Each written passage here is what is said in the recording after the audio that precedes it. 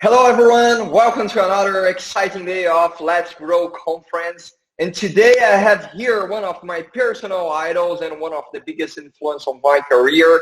Here we got Mark Roberge. He is the author of the bestseller book, Sales Acceleration Formula, and the former CRO of HubSpot. Mark, thank you so much for being part of this and welcome. Oh, thank you, Fernando. Thank you for those kind words. Awesome. Mark, yesterday I had the opportunity to study a little bit what you're doing right now. And I was first, I need to say I was really impressed because I love your content. And I don't want to sound corny here, guys, but I'm talking with my idol, so you're going to excuse me. But I was reading a concept that I found really interesting. And I would like to ask you, what is the science of scaling? Sure. Yeah, it's interesting, Fernando. So I know you've read my book, The Sales Acceleration Formula, which I wrote at the end of my tenure at HubSpot, right around when we went IPO. A couple of times. Yeah. And, that was very much like, I've been surprised at how many people have used it as sort of like almost a textbook for how they set up their sales team in a very data-driven, predictable way, which has been exciting and humbling for me. But the last 5 years, I've been spending a lot of time with startups as an advisor, an investor, a teacher, and have been really studying more precise answers to two questions, which is when should you start scaling sales and how fast? And I do think that like an inappropriate, subjective, qualitative approach to those questions is causing more failure in the startup community than is necessary. And that's really what the science of scaling framework is intended to do, is to give entrepreneurs a more scientific framework, a more data-driven framework on understanding when they're ready to scale and how fast.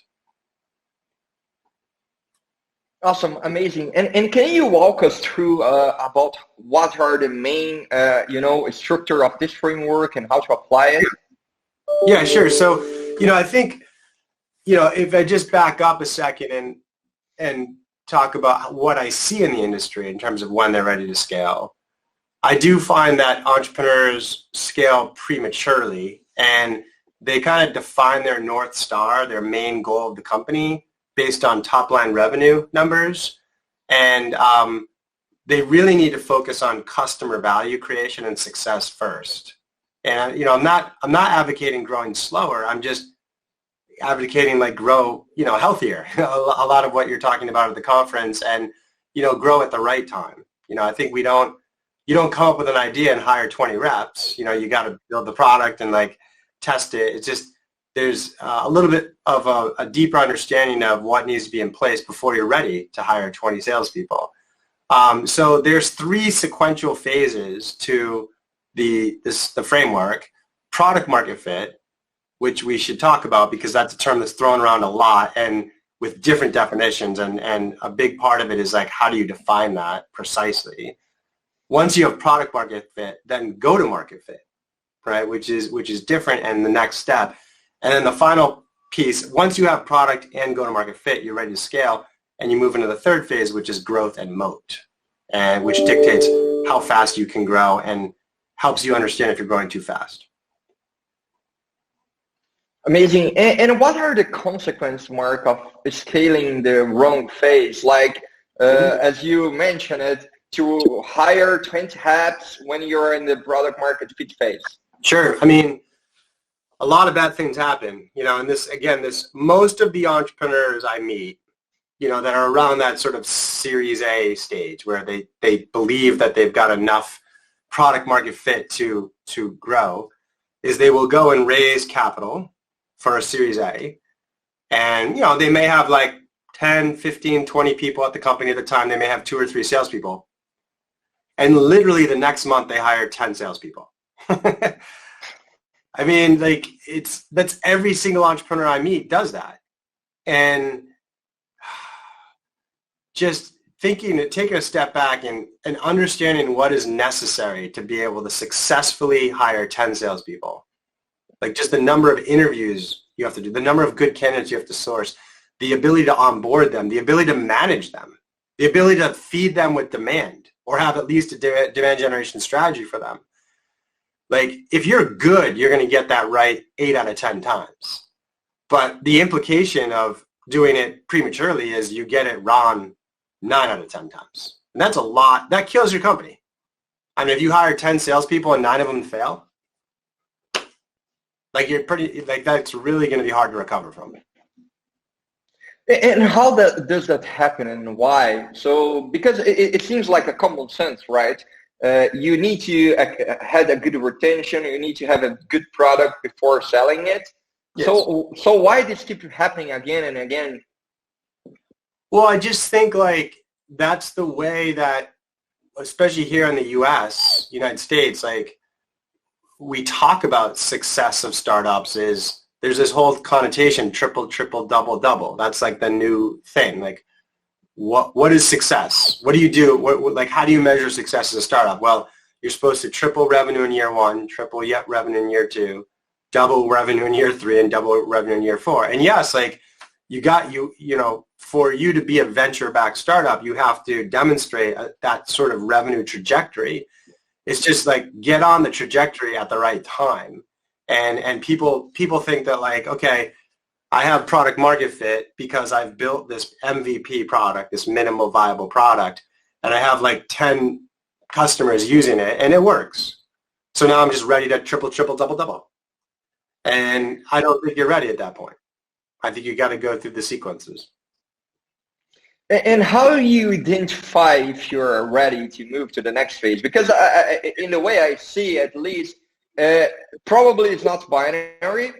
Probably it's more related like a signal. You don't know exactly where you are, but what to do. Yeah, and that's a big part of what I wanted to try to, and I didn't just think about this yesterday, Fernando, and I'm talking about it, right? Like I've been working on this for like 3 years, and I've invested a lot of money through this for my VC firm, and we've seen, compared to the benchmark, acceleration amongst our portfolio.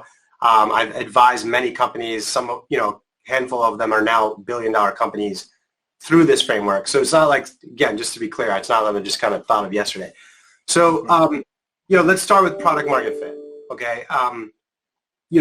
When I do survey and ask entrepreneurs, when are you ready to scale? Like most of them, 10 out of 10 will say when you have product market fit. So good. Like that term didn't exist in the year 2000. And thank gosh it does now. Like, thank gosh that the lean startup and Eric Ries and everyone that contributed to that, we're better entrepreneurs because we think we need to have product market fit before we scale. The problem is when you think about like when you ask them what is product market fit, you get 10 different answers. And a lot of the answers are like when I have 100 customers or when I have $1 million in revenue. They're very focused on sales. I think that's very wrong. Like, if you're able to sell, if you got 100 customers or $1 million in revenue, that just means you can sell. Like, you have message market fit, right?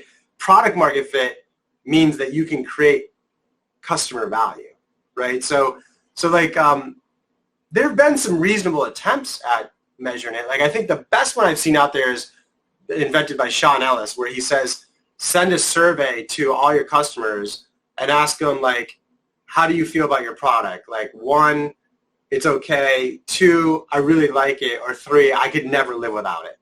And if you get 40% of people to say, I can never live without it, he says you have product market fit. Now we're getting somewhere. That is much more honed in on customer value, and it's quantifiable. My only issue is surveys are riddled with false positive signals. People like to be nice.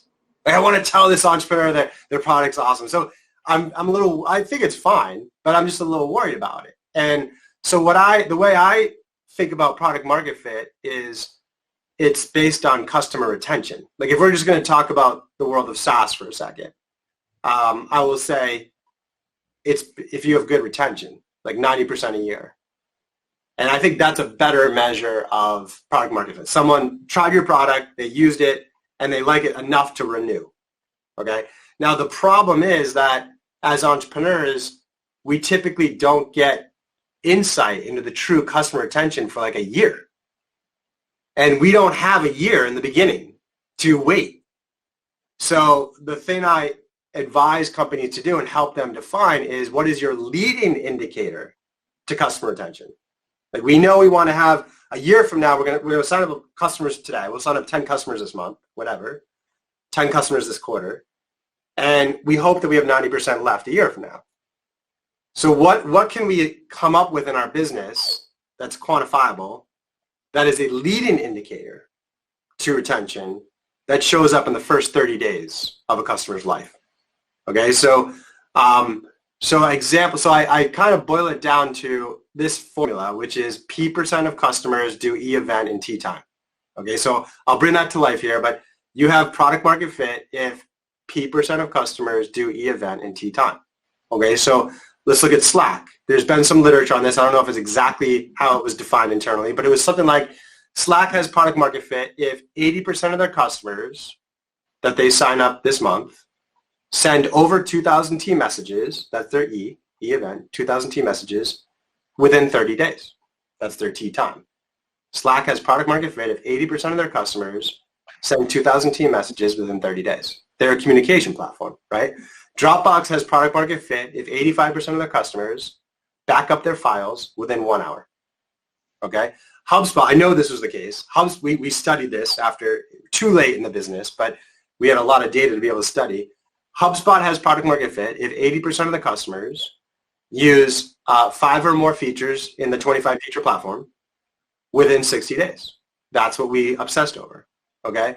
So that's really what I encourage companies to do, is like, what's your leading indicator of retention? What can you see in your customer base in the first month of their behavior that will correlate with long-term retention? And that has a profound impact on, if you're in the product market fit stage, the whole point is you have to alter your go-to-market decisions. It dictates the type of salesperson you should hire, how you should think about price, demand generation, target customer. There are things you can do on those decisions to maximize your likelihood of finding product market fit. And those decisions are going to change as you move to go-to-market fit and growth and mode. Does that make sense, Fernando? Makes a lot of sense. And one thing that I think is funny, Mark, and I would love your input on this, is when startups start to gain some traction, they are really focused on building the marketing and sales stack.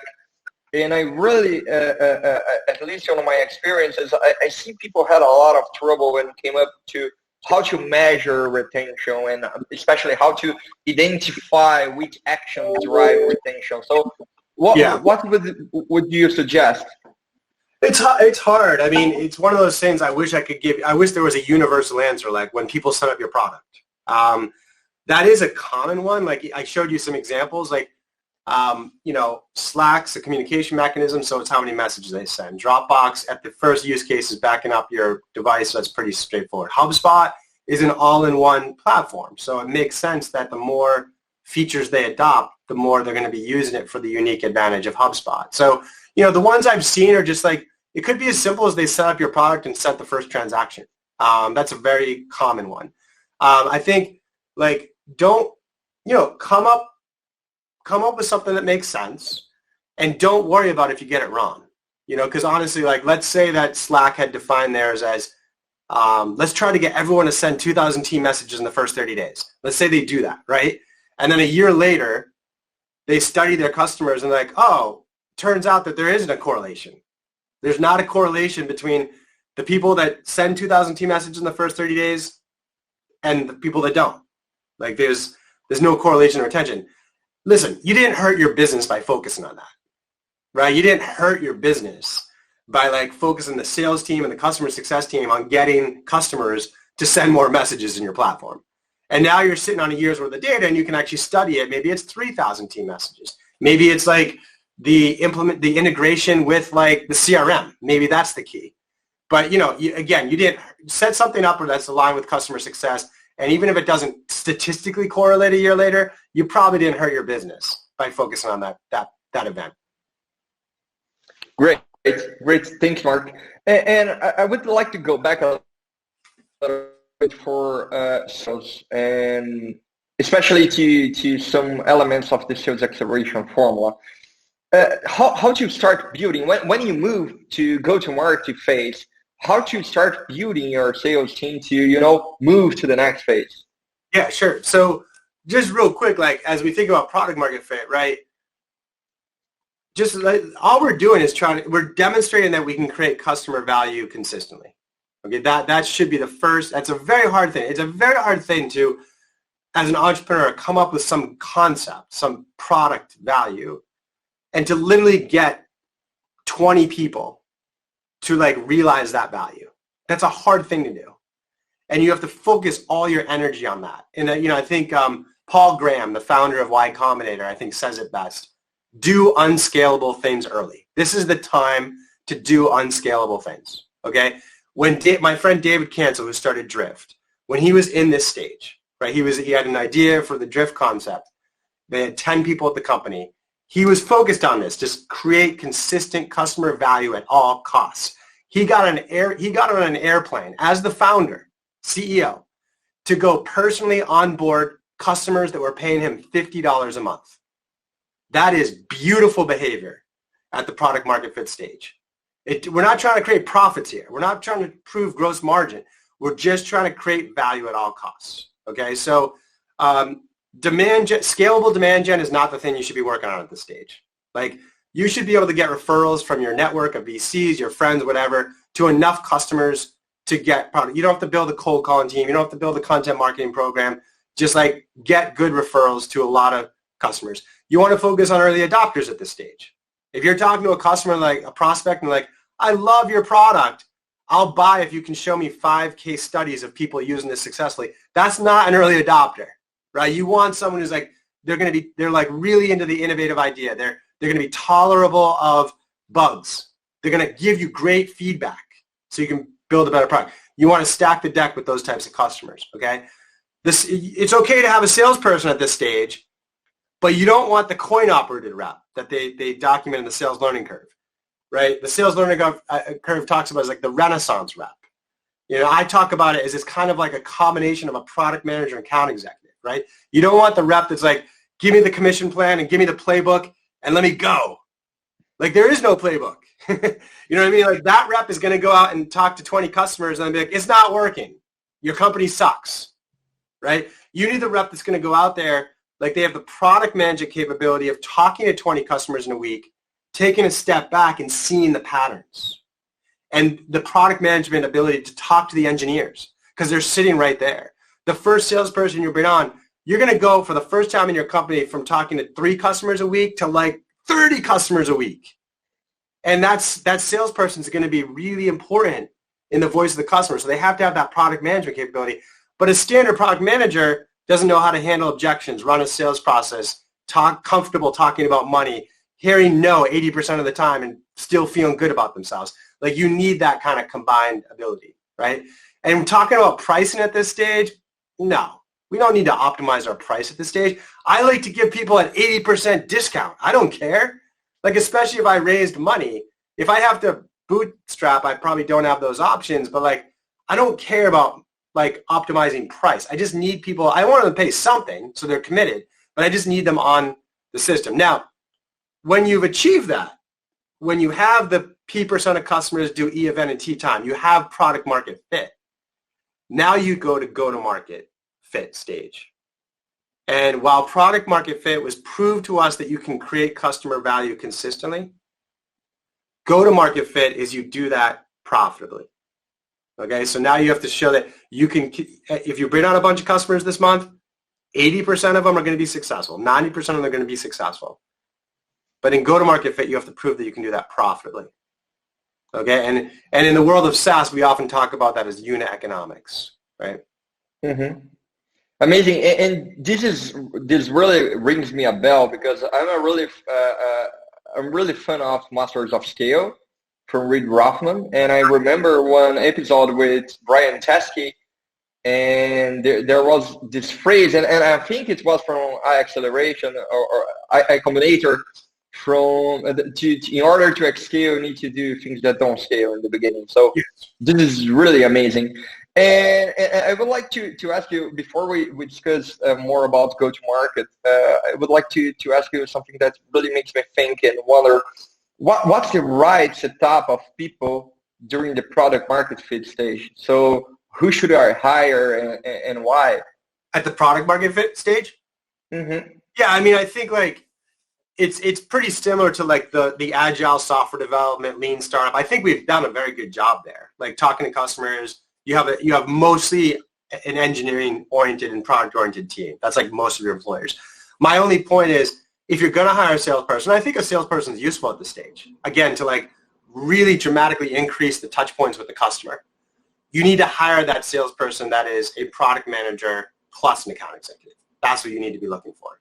So you got to interview for them, for their ability to like change really rapidly, right? To like help like set the vision for the product, communicate with the engineers, right? Those are things you have to do. When we move to the go-to-market fit phase, hopefully now we've kind of figured the product out. That's the whole point. So that person actually is a little less valuable. What you need to do now is, if you're going to achieve go-to-market fit, you're going to achieve good unit economics. And that means you need to codify the sales process. You need a scalable demand gen channel before you start adding 10 reps.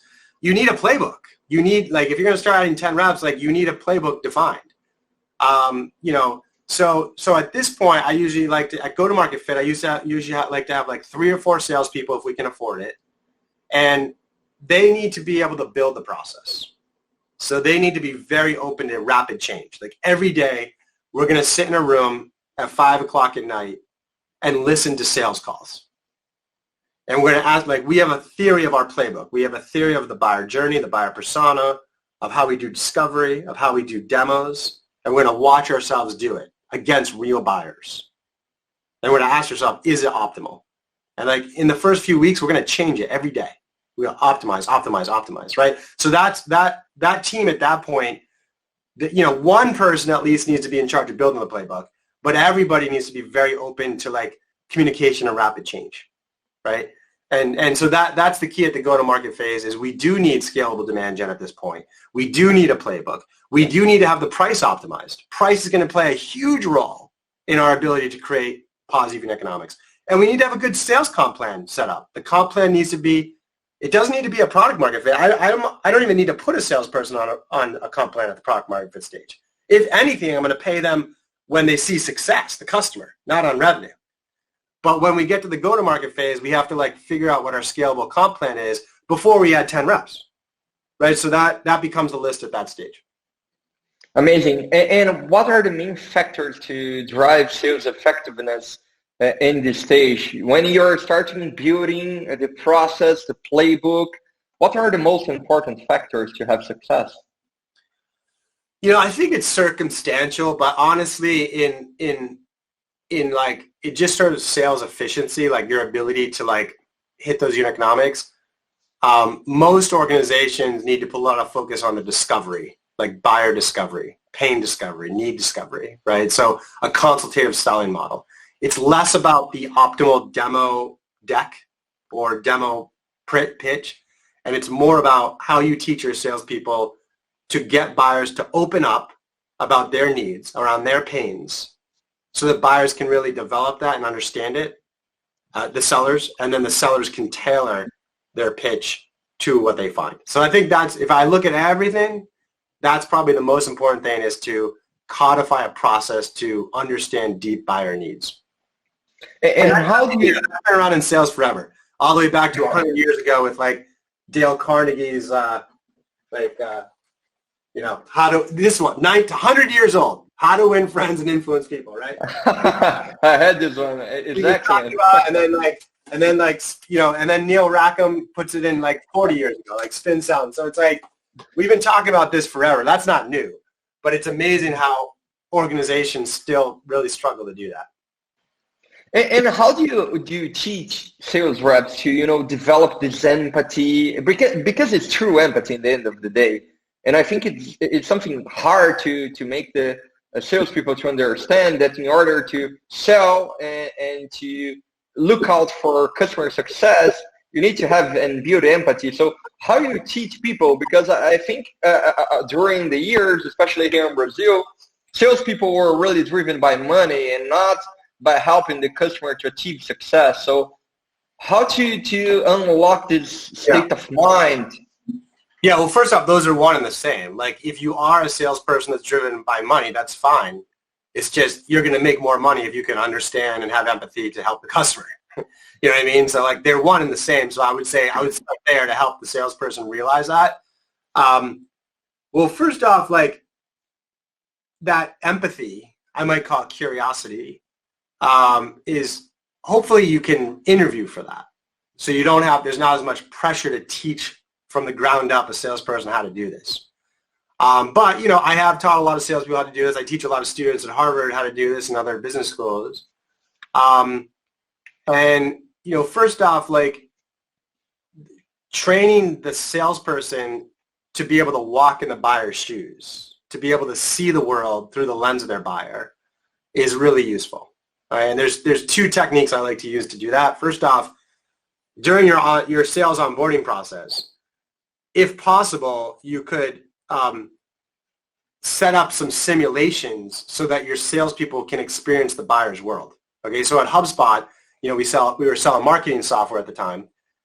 You know, a big part of our sales training was the salespeople started and they built their own blog on HubSpot. They created landing pages. They wrote articles. They published stuff in social media around like a hobby thing that they came up with, but they did the job of the marketer.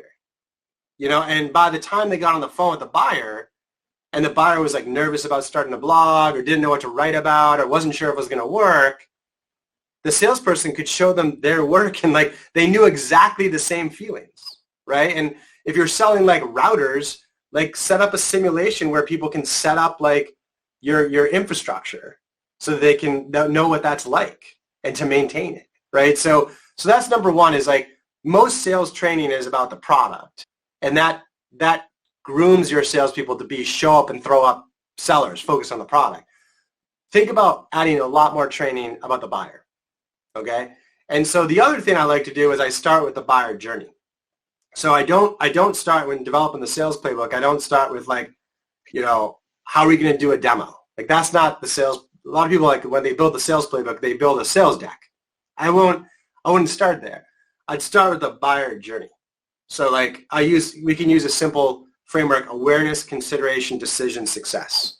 Okay, so how does the buyer go through those journeys and ask ourselves how they go through it before they even know what your product is? Okay, so not awareness of your product, awareness of their problem.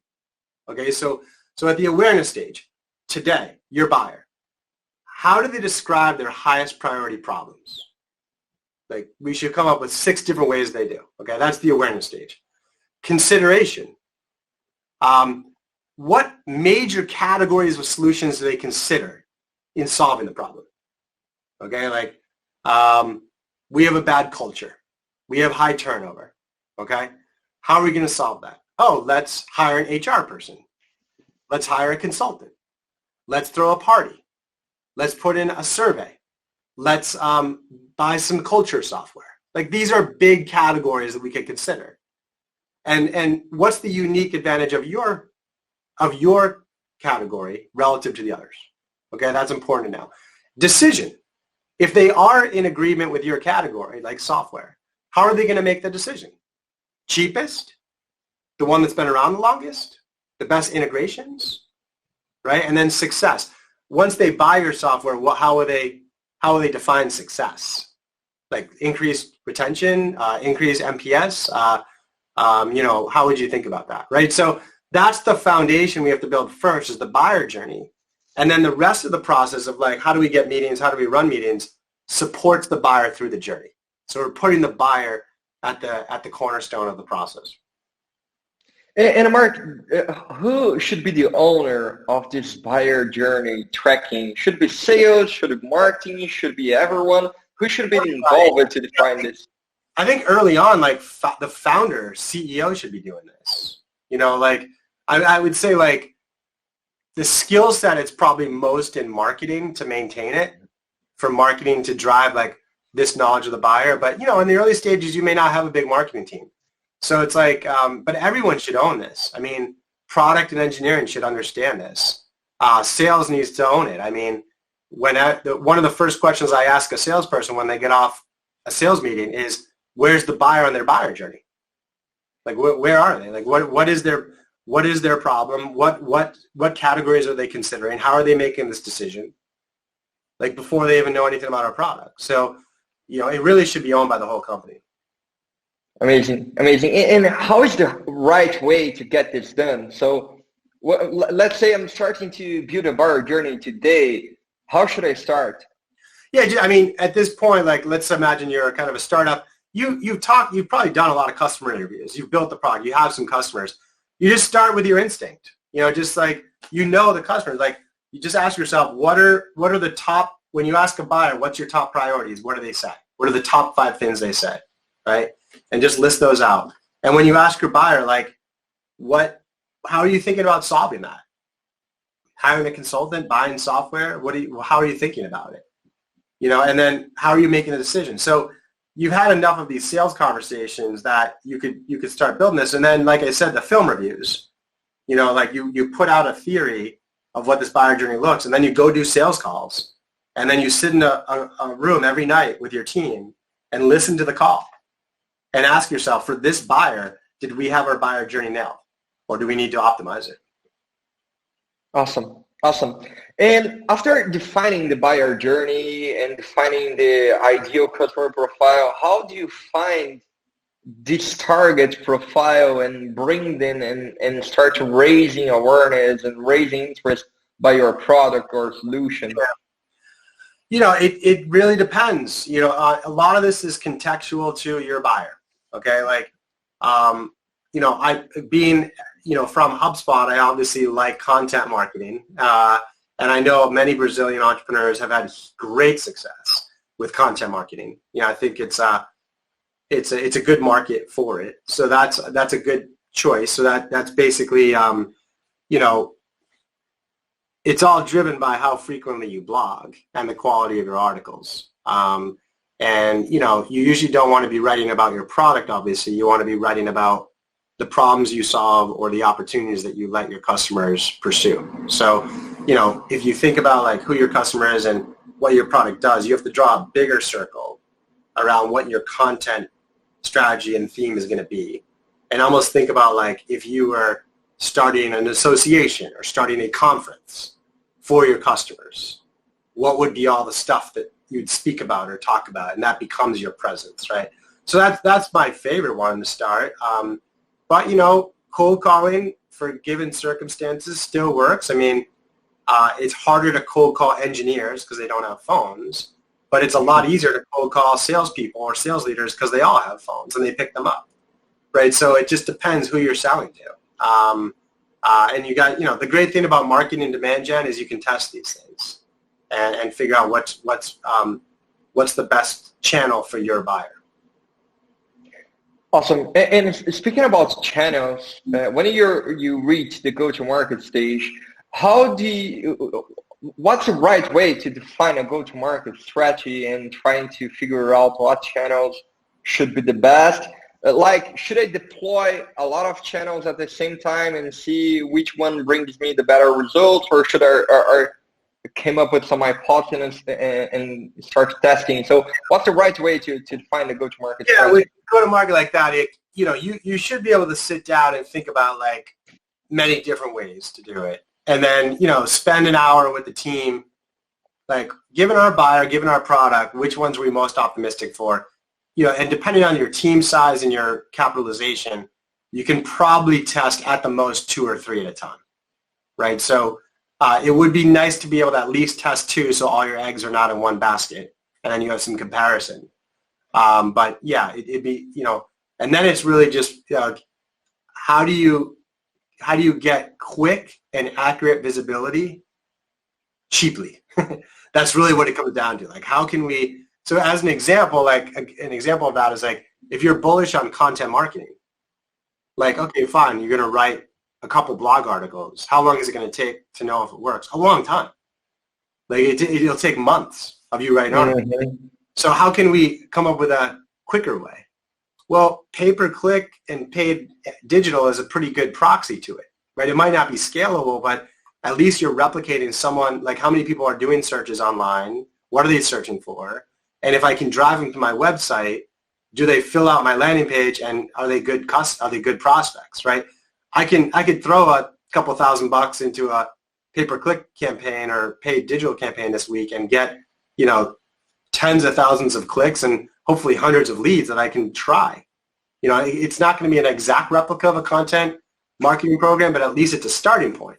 And then if that's working, you have more confidence that if you do set up the blog and write a bunch of articles, it's actually going to drive a lot of leads and good ones. This is an amazing tip, actually, because I saw a lot of marketers when they raise seed money or a Series A, CMOs and head of marketing, the first thing they do is I need to hire a content marketer, I need to hire video paid and like 15 people. And after 3 months, they don't find traction in any channel, and the head of marketing is driving crazy because he's trying to manage everyone, but they lose focus. So it's really interesting to think about that. I kind of like to start on paid. I don't, paid probably won't scale, but it's a great place to learn. So if I go in there and like set up either some pay-per-click or even some like social media ads, social media is so widely adopted. Like even if you're going after like demographics that you don't think you could reach, you can actually reach some of those people, right? And very quickly, like this week, you can generate lots of clicks, test out your landing page. You could see which words people are searching for, which ads they respond to, what copy they respond to. You can see like which landing pages convert. And even if that channel isn't scalable or profitable, you learn a lot. You learn a lot about like what your blog articles should be. You learn a lot about what your homepage should look like. You learn a lot about your email copy. All of that is going to be so much better from the quick learning that you generate in paid digital. Makes total sense. And it's a really fast way to start, right? You can just deploy and start to see results. And Mark, I'd like now to go a little deep on the go-to-market phase. How does that change in terms of what should I do on the sales hiring, demand generation, what kind of salespeople should I bring? How should be the landscape on this phase, and how to keep growing it? Yeah, so the product market fit phase is do unscalable things, like make customers successful at all costs. You don't need a sales playbook, just like you are just grinding it through. If you're going to hire a salesperson, it's a product manager plus account executive. Don't focus on your comp plan. Don't focus on your pricing model. Don't focus on like cold call or demand gen. Like get referrals, right? But when you go to market, you have to build that out. Okay, so you need a sales playbook now. You need one demand channel that's working and scalable. You need your pricing model set. You need your comp plan designed. And your salespeople are the type of people that at least one of them can build the playbook, and the others need to be open to like rapid change. Okay, so those are the things that change when you move to the go-to-market phase. And what are the most important characteristics of the salespeople during this phase? So what I should look for when I'm hiring a salespeople? Yeah, coachable, curious, and adaptable to change. The curiosity will be more natural around the discovery. You don't want to be doing show up and throw up. The coachability is going to be key in terms of their ability to continually adapt. That's basically, I'm always looking for coachable, curious, intelligent, high work ethic. But in this case, they really need to be adaptable to change. And that doesn't have to be the case when you move into the growth and moat phase. Awesome. And I just want to tell our audience to check this matrix of hiring that Mark have built in the past. You can check this out on Sales Acceleration Formula book. Because personally, I used this when I had my first experience as a sales leader. And it's amazing how after a couple of months, we can actually find a correlation between when we were hiring, we find the highest score of people we hire versus the quota achievement in the future. So it's really, really amazing. So I just want to tell our audience about this specific thing that Mark is sharing with us. Check this out. It's worth the time. Thank you for bringing that up, Fernando. The pothole, the pothole that people fall into is if you ask an entrepreneur, like, what are you going to look for in a good sales hire? They'll say someone with experience in my industry, someone with experience with my buyer. And that tells like a small part of the story. In fact, like, I don't even think you need to do that. Like some of the best salespeople I've hired had no experience with my buyer type or industry before. They're just good salespeople, right? They're curious, they're coachable, they can run a sales playbook, they can ask good open-ended questions. Like, so you got to be very careful on that. And the other thing you have to be careful about is what worked for me at one company is not going to work for you at another company, right? Like, you have to be very aware of like the context of the buyer, the product, the stage of the company. That's going to dictate your optimal sales hire. So your point, Fernando, your interview process should not be look at their resume 2 minutes before the interview and then just walk through their experience together.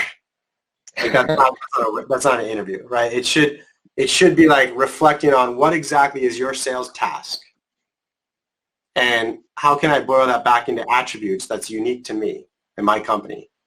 And then how can I score, what's a high, medium, low score going to be? And then practice that scoring. And to your point, Fernando, like if you hire 3 reps this year, like you have to have the process of like after 6 months, you know, rep number 1 is amazing, rep number 2 is average, and rep number 3 is not. You need to reflect on what happened. Why is the top rep the top rep? Why is one mediocre? And boil those feedback loops into your process. True, totally true. And let me share this quick story with you, Mark. I was out with my sales team one day. We were going to a restaurant in Faria Lima, one of the biggest avenues of São Paulo. And my team finds a girl who was delivering papers in front of the restaurant. You know, she worked at the real estate, but she had this amazing speech and empathy and curiosity and easy to engage and starting a conversation. And the boys told me, hey, we should interview this girl. And the first moment I was like, we are a software company. We sell software for doctors. So, but something got my attention in the way she related with people when I was like, okay, let's give it a shot. Right. And I used your matrix. And in the end of the day, after 3 months, she was one of our top performers. And today she was a really successful executive in the sales industry. This is amazing. And she never had any background on sales. That's crazy. Besides those are hard to uncover, but kudos to you for doing it. And you really pulled apart what are the attributes that you need to have success, and you saw that in her. So that's what you need to do. Exactly. And what happens before the go-to-market stage, Mark? So like during the go-to-market fit, you know, you're focused on those items. And now once you have go-to-market fit, you can go into growth and moat and you're ready to scale, okay? And so how we measure go-to-market fit is you're proving profitability, so you're proving unit economics. It doesn't necessarily mean accounting profitability like EBITDA. Oftentimes in venture-backed worlds, like you're still burning money because your growth opportunities are huge, but it just means you have positive unit economics. Now the same thing with product market fit, where we're arguing that that's correlated to customer retention, but customer retention is a lagging indicator. It takes a year to know. The same is true for unit economics. Like it could take a long time for you to know what your lifetime value is, what your payback period is. But you can actually extract that unit economic goal back to leading indicators, which is like it's basically how many meetings are being set, like how many qualified opportunities are being set every day or every week. What's the close rate and sales cycle? That's like the sales efficiency. And then what's the average price per sale? It really is a function of those 3 things. And so we can extract our lagging goal of unit economics back to how many opportunities per week, what's the close rate and sales cycle, and what's the average price per deal. And if we hit those targets, then we have go-to-market fit. Our pricing model is working, our comp plan is working, our demand gen channel is working, and now we can start adding salespeople. Now, the only big pothole in adding salespeople is like I said, most entrepreneurs add like 10 at the beginning of the year and then cross their fingers that try to absorb the 10. You have to think about scale as a pace of hiring, not like hire all bunch of 1 month and then turn off recruiting. Like you can't recruit that many people. You can't feed them with demand that fast. So once you move into the growth and moat phase, you hire one salesperson a month and you watch your leading indicators of retention and lead indicators of unit economics. That's your speedometer, right? Those two things. If they stay green, then you can go to 2 reps a month for 4 or 5 months. If they stay green, you go to 4 reps a month and then 8 reps a month. I mean, now you're cooking in a very scientific, data-driven way. But if those early signals, those lead indicators go red, you need to stop hiring for a month or whatever and fix it and then get it back on. It could be the demand gen didn't scale. It could be you're hiring bad reps and your sales efficiency is falling, right? So what we need to know as early as possible so we can like put the brakes on for a moment, fix it, and then get it back on track. Awesome. Mark, I would love to spend the whole day talking with you because it's amazing, but we are running out of time, and I would like just to wrap up. What would be so just to wrap up, what would be the step-by-step guide to revenue growth? Yeah, so really it's like you got to be more data-driven around when to scale and how fast. And hopefully we've brought to life today the sequential, hopefully relatively simple framework of product market fit first, then go-to-market fit, then growth and moat. And I'm not advocating slower growth. I'm just advocating healthier growth at the right time. I hope you can, really focus on each stage and get through in a few months so you can get onto a very predictable, revenue growth model. Awesome. And Mark, where our audience can, connect with you or learn more about your work? Mm-hmm. Yeah, I'm very active on LinkedIn. I put everything up there. If you want to communicate with me there, that's great. And then we are trying to get as much of this content on the Stage 2 Capital website, stage2.capital. We have a blog there and a bunch of ebooks you can download. You can download a 45-page ebook on the science of scaling if you want to check out some of the details. Amazing. Mark, thank you so much for being part of this. And again, always a pleasure to have you. Thanks, Fernando. Cool. And sorry? Nice job. It was awesome. And hey, if you are, I don't know, maybe if you're doing some business in Brazil and you need to be introduced to some companies or VCs, just let me know. I have a good connection that can be somehow helpful to you. All right, that'd be awesome, man. Yeah, we were down there in January. We've got a number of family offices that have invested in Stage 2, so we've got a lot of good connections down there. So right now we're raising money, so if you know family offices that are interested in the venture capital scene in the U.S., let me know. But we're making active investments as well. We usually come in when they're about $1 million US in revenue and strong retention. It's been hard. We've looked at some Brazil deals. It's a little hard for us to handle the currency risk and some of the political risk, I am very bullish around what's going on down there. You all have done a great job with your ecosystem. Cool, amazing. And just let me give you a quick hint because Yuri, he's worked with me and he's saying hello because he's Spanish. Nice, that's great. Yuri, you made your day, man. Mark is saying hello to you. Thank you, Yuri. I appreciate that. Man, really appreciate it. And if you're here in Brazil in January, let me know. Would love to grab a coffee and exchange some more ideas. Great, Fernando. Thanks. Thank you, Mark. See you soon, man. Bye-bye.